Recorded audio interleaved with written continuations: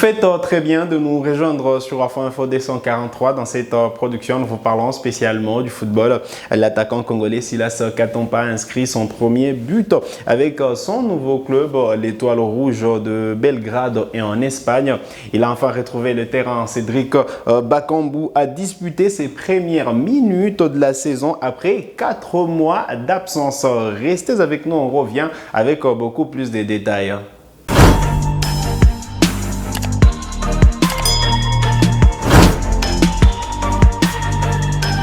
Allez, très content de vous retrouver sur Afro Info D143. Vous le savez, Silas Katompa a rejoint l'Étoile Rouge de Belgrade cet été en provenance de Stuttgart en Allemagne.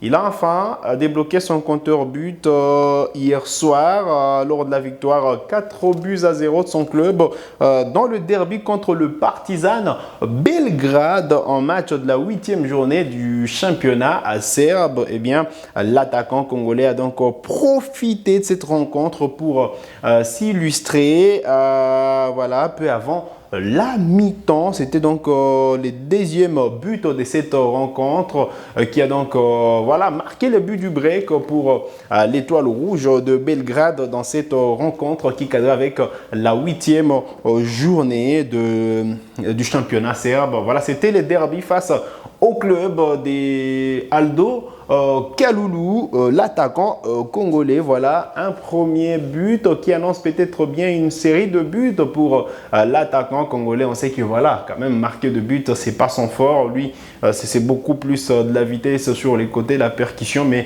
le voir justement débloquer son compteur but, ça va installer un certain climat de confiance en l'attaquant congolais qu'on attend en équipe nationale de la RDC pour ce mois d'octobre, pour la trêve internationale qui est prévue entre le 7 et les 15 octobre 2024. Vous le savez, Yohan Wissa est blessé et Sébastien Desabre peut faire appel à Silas Katompa qui était absent lors de la précédente trêve.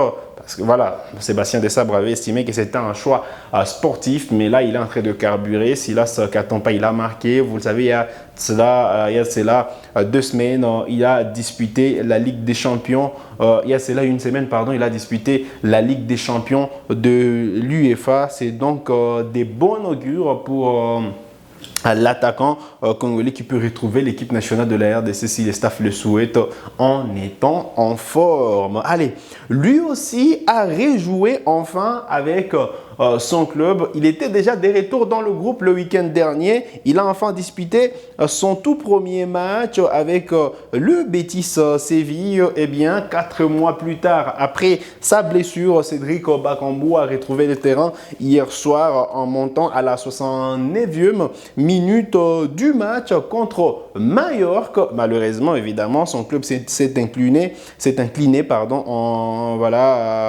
la note des buts à 1. C'est but qui a été concédé dans les dernières minutes de la partie. La bonne nouvelle, c'est que Bakambu a enfin disputé ses premières minutes, 22 minutes au total pour l'attaquant congolais. Un match où quand même on a vu Bakambu prendre un tout petit peu ses marques. On espère qu'il pourra justement reprendre avec ses courses habituelles, prendre de la profondeur. On le sait, c'est parmi ses forces.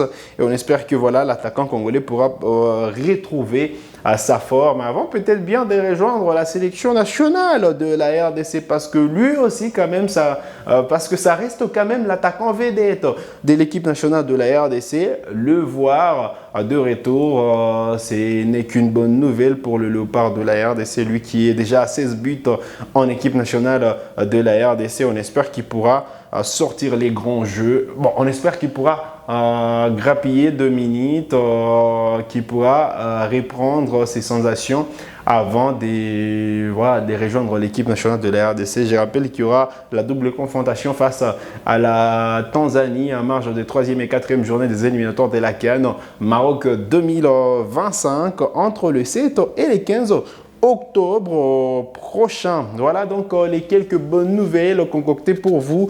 Voilà, Silas Katonpa qui a marqué, comme je le disais, son tout premier but de la saison. Eh bien, Bakambu qui a retrouvé les terrains malgré la défaite de son équipe. 22 minutes dans les pieds de l'attaquant congolais, 22 minutes dans les pieds de Bakagol qui est de retour après 4 mois d'absence. Allez, on va enchaîner avec cet autre joueur congolais qui jouait hier mais qui tarde à s'illustrer. Eh bien, c'est Simon Bonza qui a été avec Trabzonspor ont été accrochés. Voilà, ils n'ont pas gagné face à Gaziantep. Voilà, j'y arrive. 0 partout était le score en fin de cette rencontre. Un 5e match nul concédé par Trabzonspor. La bonne nouvelle, c'est que Simon Bonza a quand même disputé l'intégralité de la rencontre. À Braga, c'était difficile, il ne jouait pas. Eh bien, là, il commence à retrouver du temps de jeu. On espère qu'il pourra revenir très fort en équipe nationale de la RDC. On le sait, il a perdu quand même sa place dans la hiérarchie des attaquants en équipe nationale de la RDC. On espère qu'il reviendra très fort pour aller chercher sa place. On sait que voilà, SND a joué en titulaire lors de 4 derniers matchs des Léopards et c'est voilà, on va dire c'est fiston Kalala Maele qui est entré en seconde période ou en second souffle. Bonza laissé sur le banc et on espère qu'il pourra revenir très fort déjà qu'au mois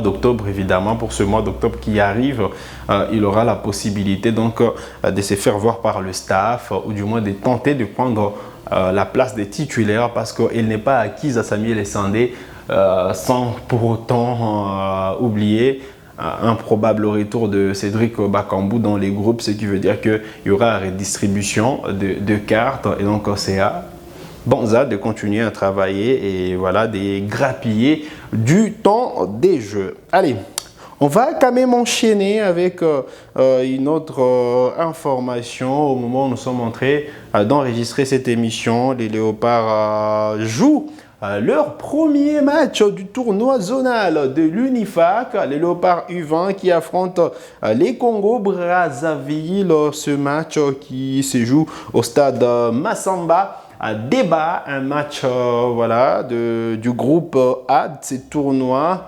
qualificatifs à la prochaine Coupe d'Afrique des Nations de moins de 20 ans. Allez, après cette rencontre d'aujourd'hui, les Léopards joueront la Guinée équatoriale le samedi 28 septembre, alors qu'on a déjà annoncé les désistements du Tchad. Mais voilà, le Tchad, la rencontre entre le Tchad et la RDC en principe devrait avoir lieu le jeudi 26 septembre. Mais voilà, après cette annonce du désistement du Tchad, donc les Léopards attendront samedi pour jouer face à la Guinée équatoriale.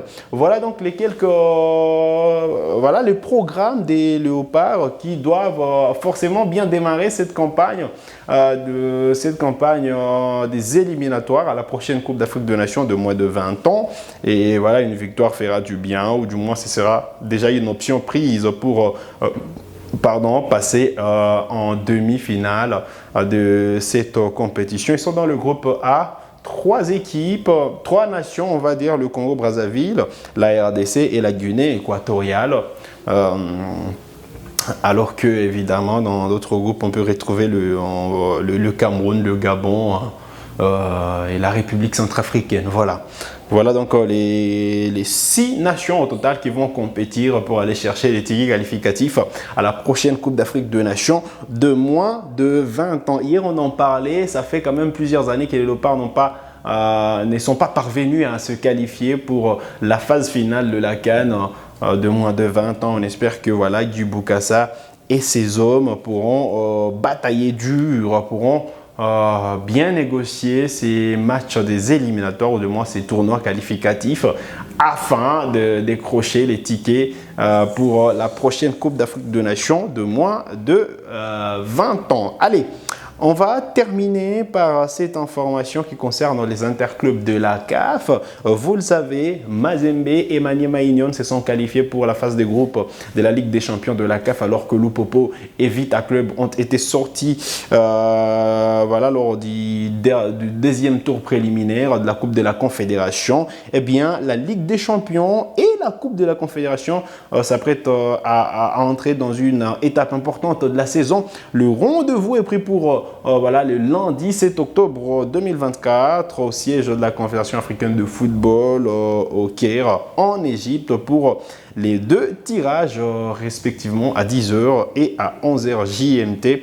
La RDC, comme vous le savez, concernée uniquement par la Ligue des champions à travers le tout-puissant Mazembe et l'AS Maniema Union qui se sont qualifiés en Ligue des champions, alors que Vita et Lupopo, comme je le disais, ont été sortis. Voilà qui met un terme à cette production sur Afro Info D143. Vous avez des questions, laissez-les nous en commentaire. On se fera le plaisir de vous répondre. Vous êtes nouveau ou nouvelle à la chaîne, donc cliquez sur s'abonner, activez la cloche des notifications pour ne manquer aucune de nos prochaines publications. Likez cette vidéo si elle vous a plu et merci de nous avoir suivis.